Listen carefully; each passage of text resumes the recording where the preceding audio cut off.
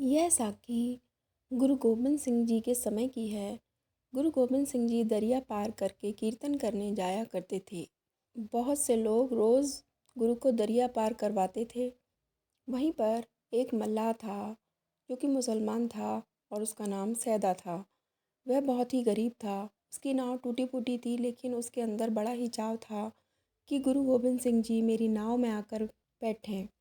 वह रोज़ इसी भरोसे नाव को ले जाकर वहाँ खड़ी कर देता, लेकिन दूसरे लोग गुरुजी को बिठाकर दरिया पार करवा देते थे। संगत में से कुछ लोग भाई सैदा को जानते थे।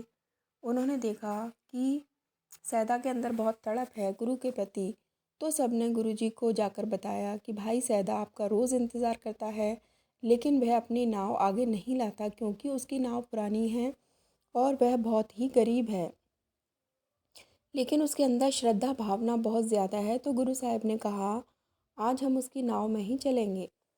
जब गुरुजी दरिया के किनारे पहुँचे, सब लोगों ने अपनी अपनी नाव आगे की तरफ बढ़ा ली, लेकिन गुरु साहिबान सबकी नाव को छोड़कर भाई सैदा की नाव में जाकर बैठ गए। भाई सैदा बहुत खुश हुआ कि आज गुरु साहिबान मेरी नाव में आकर बैठे हैं। कुछ संगतें गुरुजी के साथ उसी नाव में बैठ गई।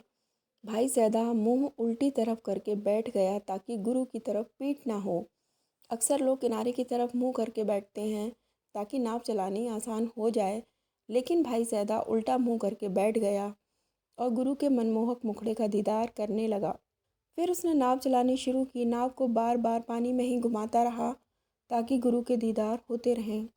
गुरु भी सब कुछ जानते थे। वह भी बड़े खुश हो रहे थे क्योंकि गुरु को ऐसे शिष्य बड़े ही मुश्किल से मिलते हैं जो दिल के पाक साफ हों। बार बार जब नाव पानी में ही घूमती रही तो साथ में बैठी हुई संगत कहने लगी, आज तो लगता है कि हम किनारे पहुंच ही नहीं पाएंगे। तब गुरुजी ने कहा, भाई सैदा अब पार भी लगा दे। तब कहीं जाकर सैदा ने नाव सीधी चलानी शुरू कर दी और वह किनारे पर पहुंच गए। भाई सैदा का मन नहीं था कि नाव किनारे लगे, लेकिन उसने गुरु साहिबान का कहना भी नहीं टालना था, इसलिए उसने नाव को किनारे लगा दिया। अब जब सब नाव से नीचे उतरने लगे तो गुरु साहिब भी नीचे उतरे और कहने लगे, भाई सैदा कितने पैसे दूं? तो भाई सैदा ने बोला कि एक मल्लाह दूसरे मल्लाह से कभी पैसे नहीं लेता, यह हमारी रिवायत है। तो गुरुजी हंसते हुए बोले, मेरी कौन सी यह नाव चलती है जो तुम्हें इसके बदले मैं भी पार लगा दूं?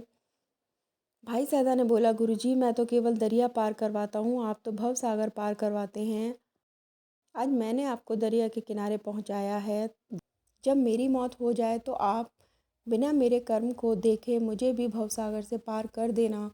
इतना कहकर सैदा गुरु के चरणों में गिर गया। गुरु साहिबान ने भाई सैदा को उठाया और गले से लगाते हुए कहा कि केवल तुझे ही नहीं, तेरी 5 पीढ़ियों को मैंने तार दिया।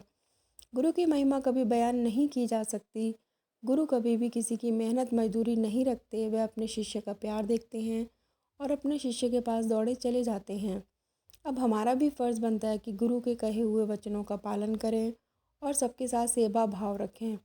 प्रेम में इतनी ताकत है कि गुरु भी खुद उनसे मिलने चला आता है। अगर आपको ये साखी अच्छी लगी तो प्लीज़ हमारे चैनल को लाइक और सब्सक्राइब करिए, दोस्तों के साथ शेयर करिए। Thanks for watching.